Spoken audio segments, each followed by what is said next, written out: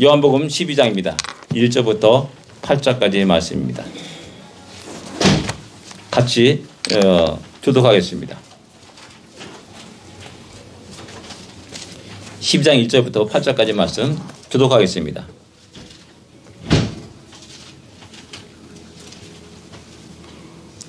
제가 12절 1절 읽겠습니다. 6월절 엿새전에 예수께서 베다니에 이르시니 이곳은 예수께서 죽은 자 가운데서 살리신 나사로가 있는 곳이라. 거기서 예수를 위하여 잔치할세 마르다는 일을 하고 나사로는 예수와 함께 앉은 자 중에 있더라. 마리아는 지극히 비싼 향유 곧 순전한 나드 한 근을 가져다가 예수의 발에 붓고 자기 머리털로 그의 발을 닦으니 향유 냄새가 집에 가득하더라.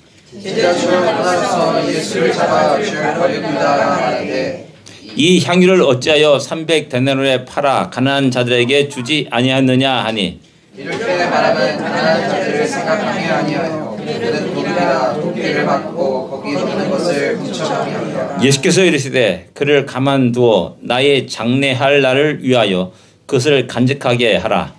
가난한 자들은 항상 너희와 함께 있거니와 나는 항상 있지 아니하리라 하시니라. 아멘. 새로 오신 분이 계십니다. 반갑습니다. 예? 이주영. 예, 반갑습니다. 친구 되십니까? 친구? 네, 친구예요. 방문. 예. 아틀란타에서. 아틀란타에서요. 예. 잠깐 한국 방문할 때 들렸어요. 아틀란타 비행기 타고 오셨겠네요. 예. 예. 오늘 베다니 나사로의 집에서 일어난 일들을 한번 살펴보면서 은혜를 나누기를 원합니다. 때는 6월절이라고 이렇게 말씀합니다. 6월절이 되면은 이제 많은 이스라엘의 성인 남자들이라면 반드시 1년에 3차례 예루살렘 성전에 올라가야 될 의무가 있습니다. 이게 6월절, 오순절, 장막절 때입니다. 그래서 6월절 날이 되면은 수많은 사람들이 이제 예루살렘으로 순례의 길을 떠나게 됩니다. 뭐 하루 이틀 걸리는 거리가 아니지 않습니까? 뭐 길게는 여기 6일 전이라 하는 것을 볼 때 어떤 사람은 뭐 2주 전에 뭐 이렇게 떠나기도 하고요. 다양하게 그 형편에 따라서 예루살렘을 가게 됩니다. 뭐 짧은 거리가 아니기 때문에 어떻게 보면 지루한 고생스러운 순례길이 될 수가 있습니다. 그럴 때 꼭 나타나는 사람들이 누굽니까? 이야기꾼들입니다. 재밌는 이야기를 하면서 재미있게 그 기나긴 거리를 걸어가게 됩니다. 그리고 사람들은 그들의 이야기에 귀를 기울이고 재밌어하고 또 예루살렘으로 이제 발걸음을 옮기게 되죠. 중심이 그 이야기꾼들이 중심이 될 수가 있습니다. 그리고 수많은 사람들이 모였기 때문에 어쩌면 하나님이 행하신 크고 놀라운 일들을 하루아침에 전 세계 유대인들에게 퍼져나갈 수 있는 그런 긍정적인 요인이 있는 반면에 또 한편은 부정적인 요인도 있음을 알 수가 있습니다. 야, 거기 갔더니 별볼이 없더라. 썩었어. 안 돼. 어두워. 암흑이야. 뭐 절망이야. 뭐 이런 식의 이야기하는 사람도 있다라는 사실입니다. 이런 것들이 오늘날 우리 신앙생활에 그대로 적용되는 겁니다. 언론 매체가 우리 발달되어 있지 않습니까? 그 언론 매체의 한마디 한마디가 한 나라의 문명을 왔다 갔다 좌지우지한다라는 사실입니다. 긍정적으로 생각하면은 야, 하나님이 행하신 크고 놀라운 일들, 그런 것들이 감동적인 일들이 전 세계에 퍼져나갈 수가 있습니다. 근데 그와는 반대로 인간의 선함을 악용해가지고 거짓으로 날조해가지고 또 온갖 선동하기도 하고 또한 교회에 부끄러운 일들이 전 세계에 퍼져나가는 그런 일들도 있음을 우리는 알 수가 있습니다. 아무튼 각양각색의 사람들이 예루살렘에 올라갑니다. 그들이 각 사람들의 마음의 동기와 목적이 순수하고 다 동일한 것이냐라는 겁니다. 결코 그렇지 않다라는 것이죠.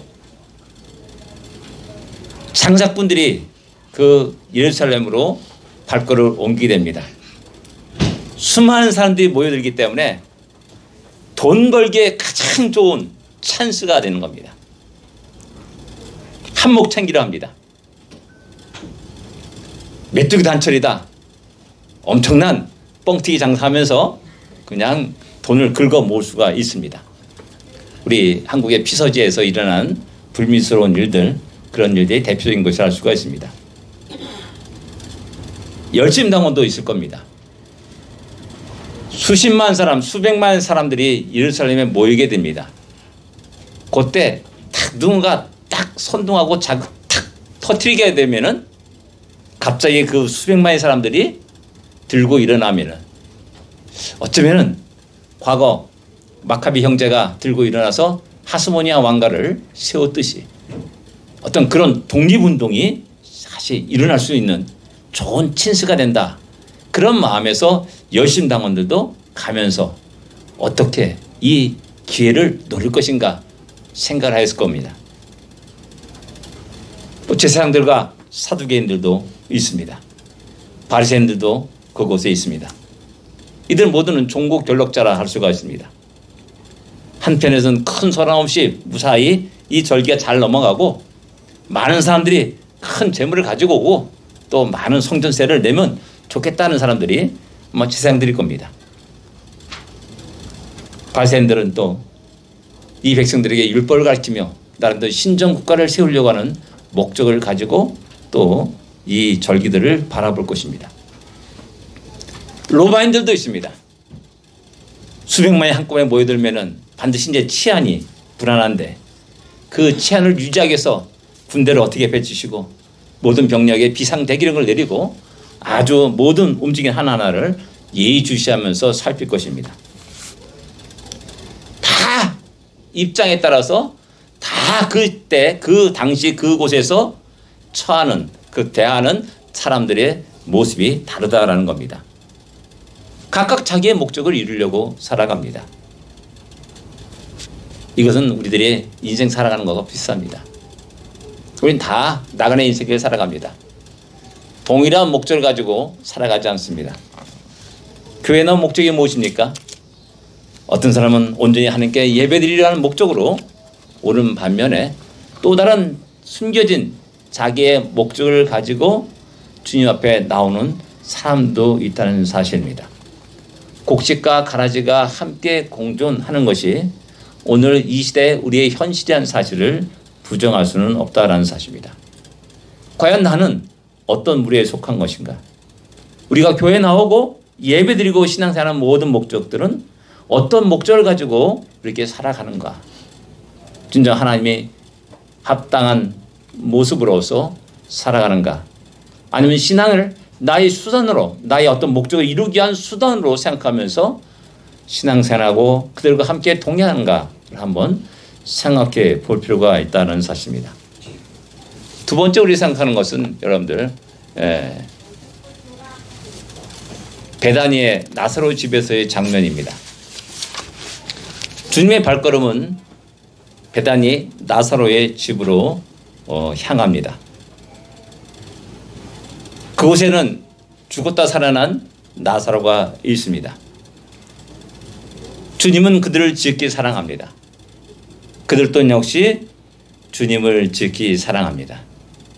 그래서 주님은 사랑한 자들을 향하여서 발걸음을 옮기십니다. 그리고 나사로의 집에 들어갑니다.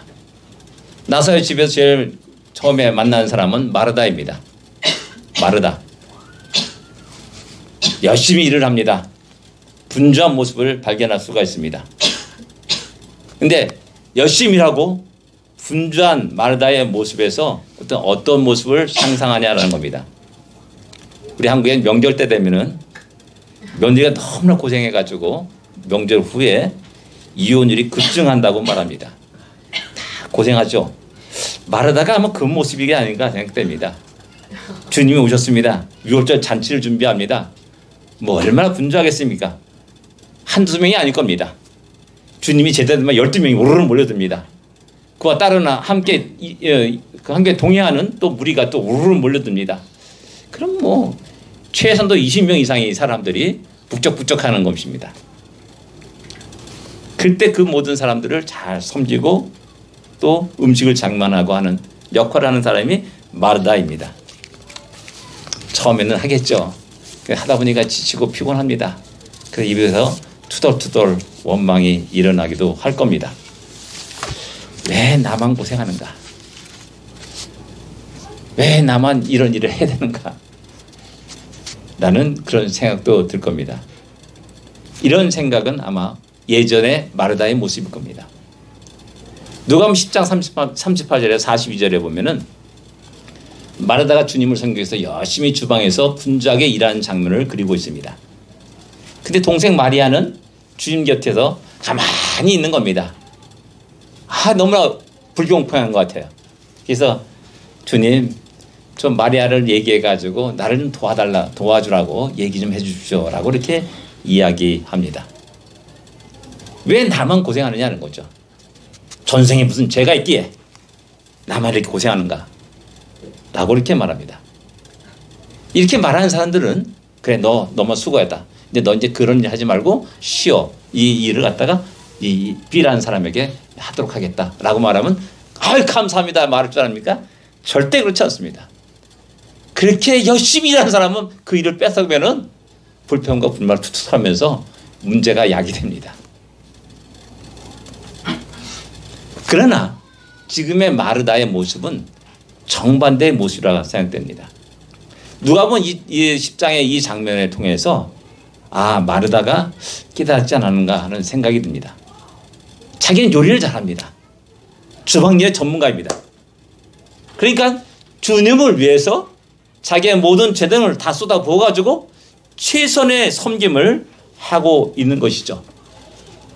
예전에 마르다와 다른 모습을 상상할 수가 있는 겁니다. 변한 모습이라 할 수가 있습니다. 같은 사람입니다. 그리고 같은 장소입니다. 그러니까 똑같은 행위를 하고 있습니다. 근데 사람은 완전히 달라졌습니다. 전에는 불평과 원망 속에 툴툴거리면서 그 일을 하면서 뭐 소리가 쨍랑쨍랑 소리도 나고 별의별 소리가 나는데 지금은 노래를 하면서 흥얼흥얼하면서 즐겁게 그 일을 감당하는 마르다의 모습을 볼 수가 있는 겁니다. 변한 마르다의 모습, 기쁨으로 그 일을 행하는 마르다의 모습. 똑같은 사람인데 똑같은 사람이 결코 아니라 하는 사실입니다.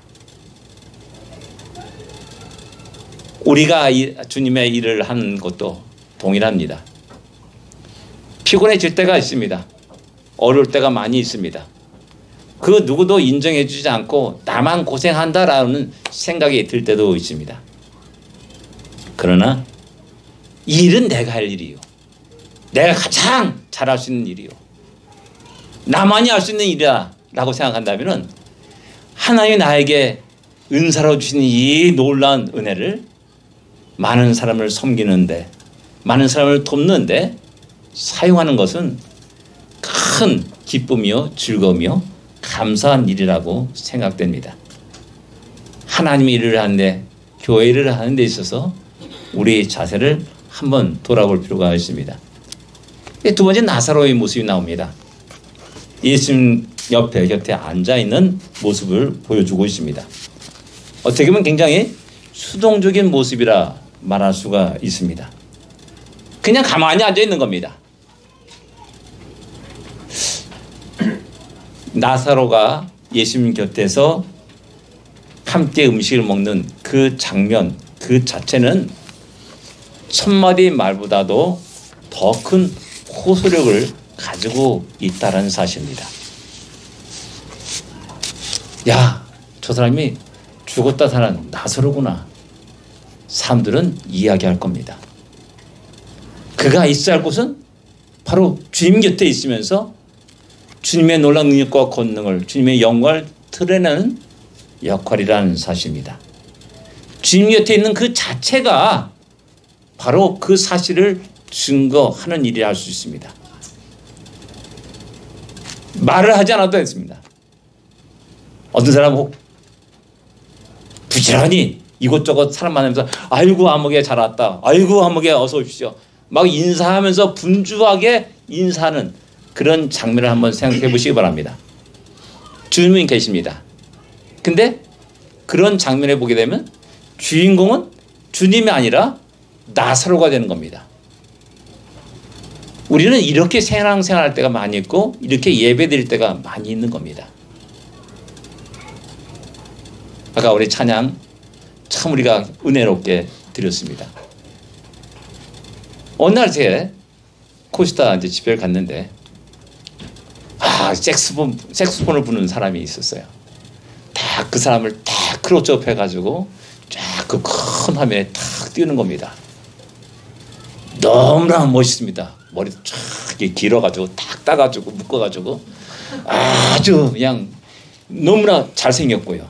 색소폰 부는 그 태도가 모습이 너무 황홀합니다. 근데 예배입니다.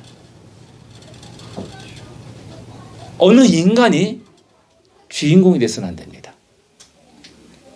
그런 의미에서 나사로의 모습은 자신이 주인공임을 부인하고 내려놓는 겁니다. 분주하게 주님 앞에 있는데 막 사람 만나러 탁탁탁탁 그러는 것이 아니라 그냥 주님 곁에 조용히 앉았으면서 주님의 행하신 크고 놀라운 일들을 그대로 거기에 나온 모든 사람들에게 드러내주고 있다는 사실입니다. 자신의 삶이 죽었다가 다시 살았다는 사실을 다 그대로 증거하고 있는 모습이 나사로의 모습입니다.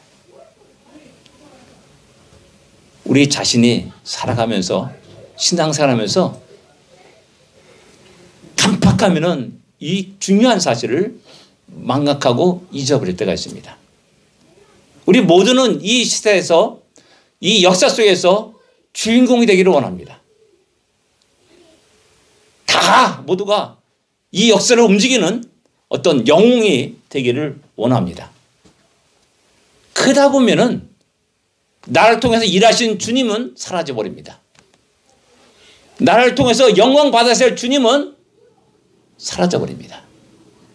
이런 엄청난 실수와 죄악을 우리는 밥 먹듯이 범할 때가 많은 겁니다.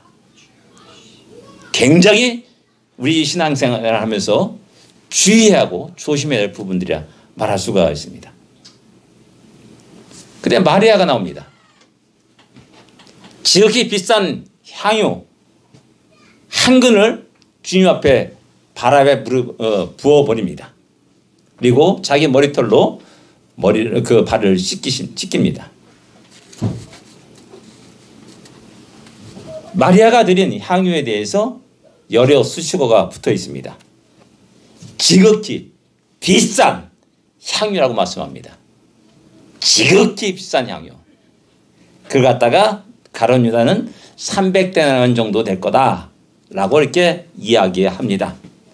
300데나리온이면 일반 노동자들이 1년 동안 그대로 거의 먹지 않고 다 모아야 될 금액이 이 300데나리온입니다.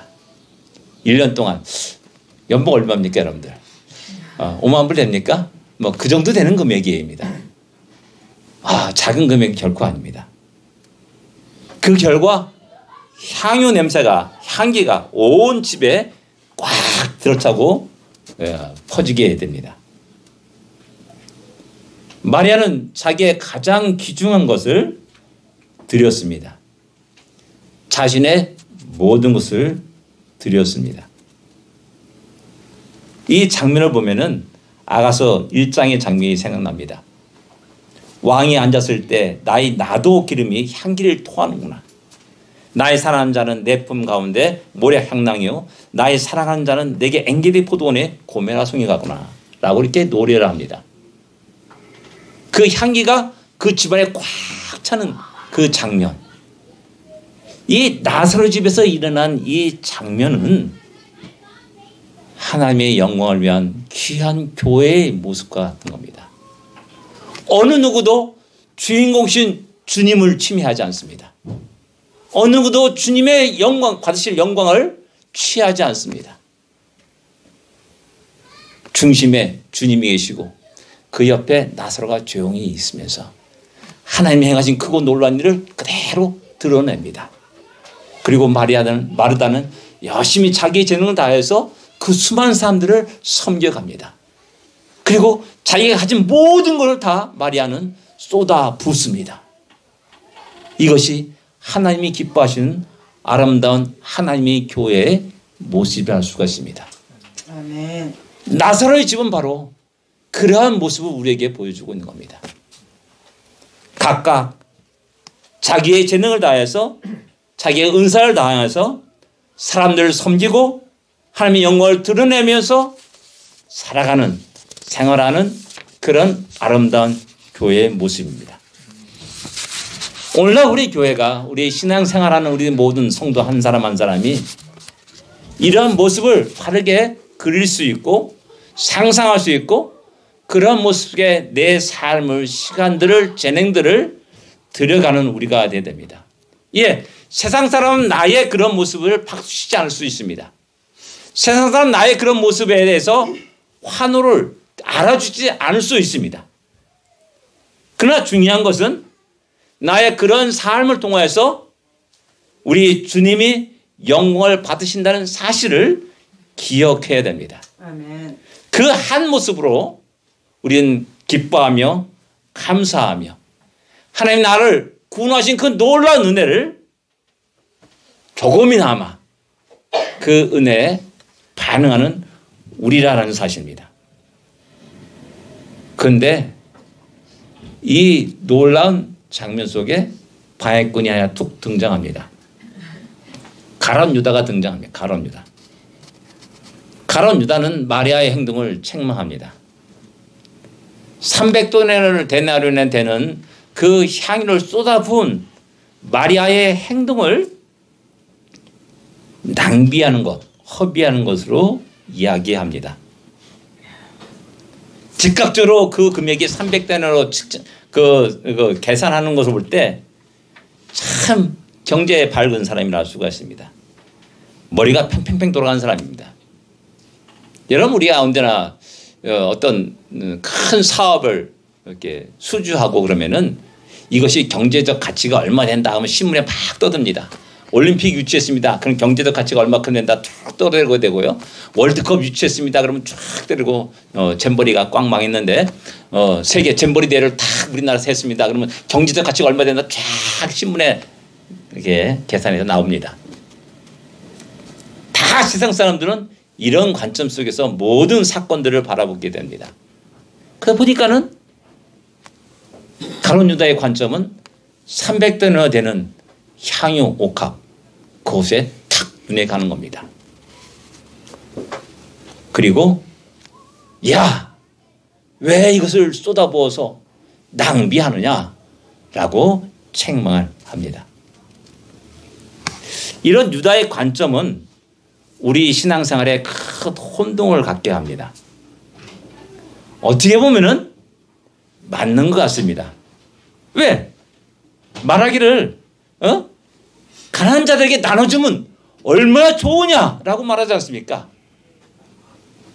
이렇게 말할 때 가룟 유다의 관점은 우리 신앙생활에 큰 혼동이 일어난다는 겁니다. 마리아의 드림과 유다의 관점이 충돌하는 겁니다. 마리아의 드림을 강조하다 보면은 솔직히 우리 모든 성도들은 부담이 됩니다. 또 헌금 얘기하는구나. 교회 돈 없으면 교회 못 다니겠다고 이런 얘기하는 사람도 많이 있습니다. 그래서 저는 아마 제가 죽을 때까지는 헌금 설교는 하지 않기로 하나님 앞에 맹세를 했습니다. 네, 그 이유가 있습니다.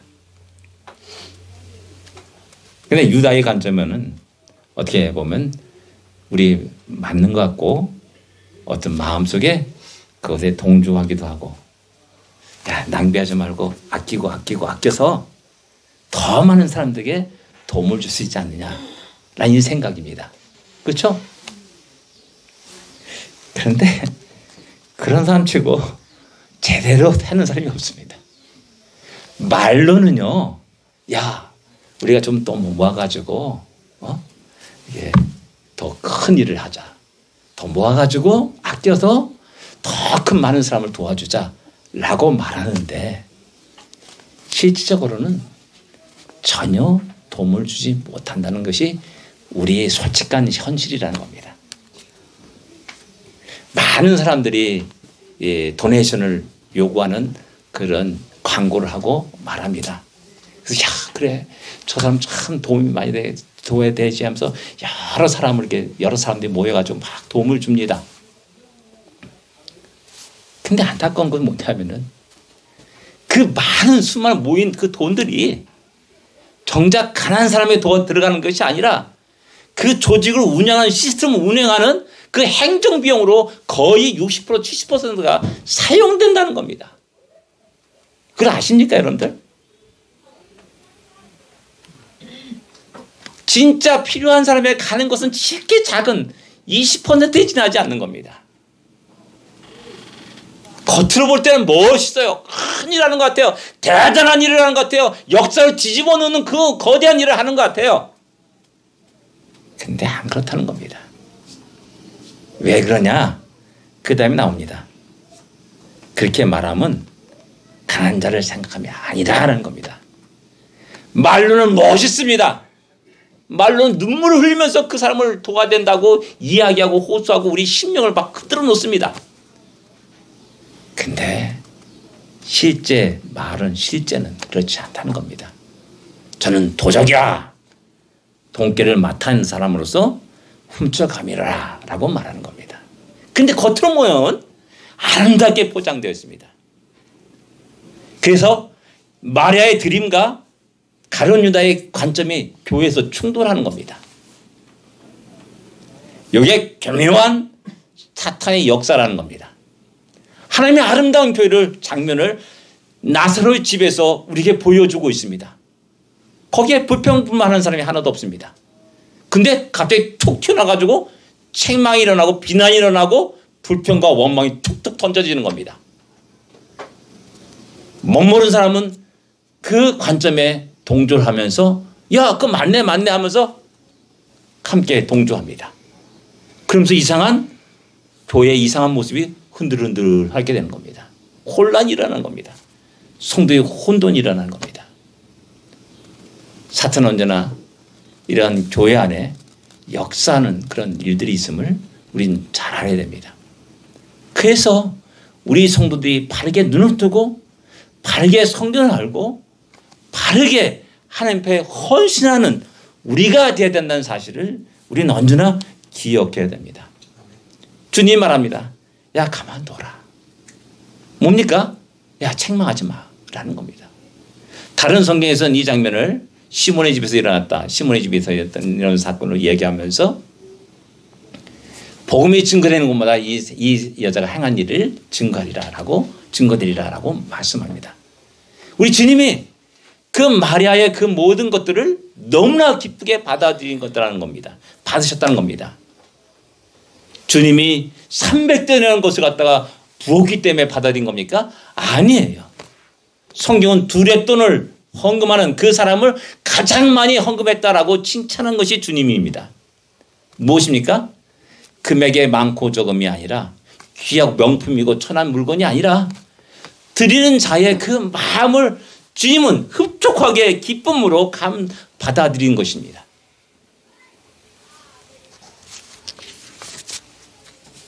우리에게는 많은 것이 있습니다.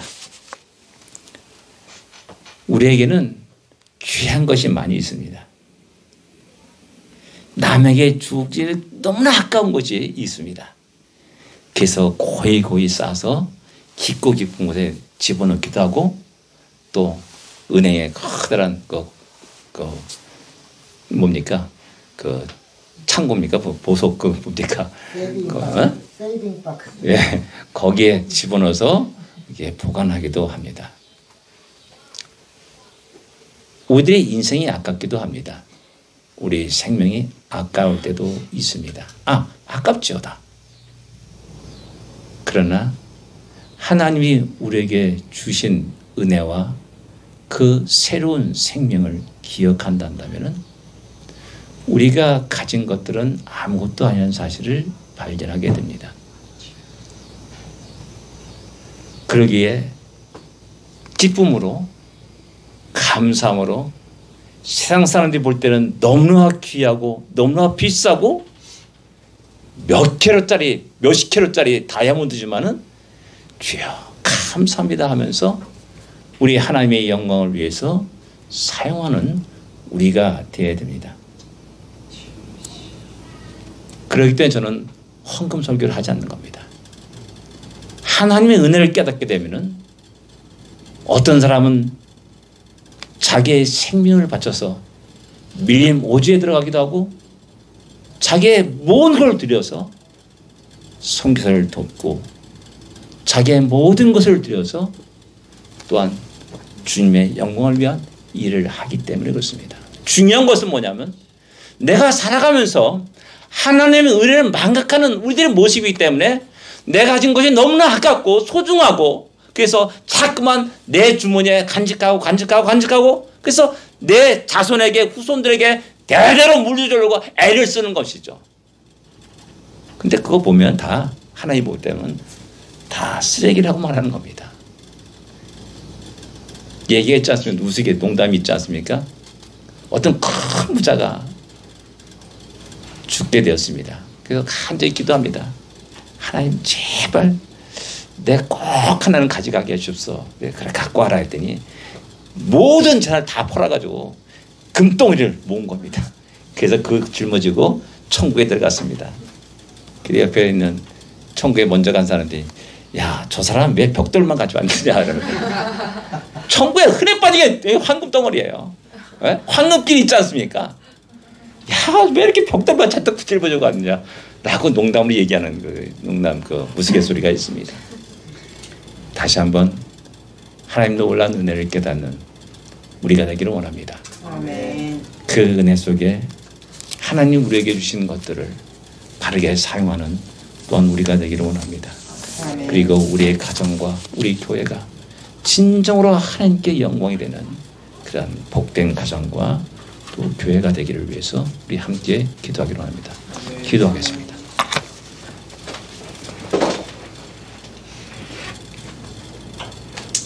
우리는 다 나그네 인생길을 살아갑니다. 어떤 목적으로 어떤 동기로 우리 인생길을 한 걸음 한 걸음 살아갑니까? 진정으로 하나님의 영광을 위한 우리의 나그네 인생길이 될 줄 압니다. 아름다운 우리 성도의 가정들이 되어야 됩니다. 오직 하나님께 영광이 되는 우리 주님이 주인공이 되시는 그런 가정과 교회가 되기를 위해서 기도할 줄 압니다. 또한 그곳에는 가룟 유다 같은 아주 간악한 교묘한 우리를 속이는 사탄의 역사가 있음을 또한 우리는 기억해야 됩니다. 하나님 지혜와 명철을 허락하시사 그런 사탄의 역사를 물리치고 승리하는 우리가 되고 온전히 하나님께 영광이 되는 우리 성도와 가정과 교회가 되게 하십시오라고 기도하기를 원합니다. 기도하겠습니다.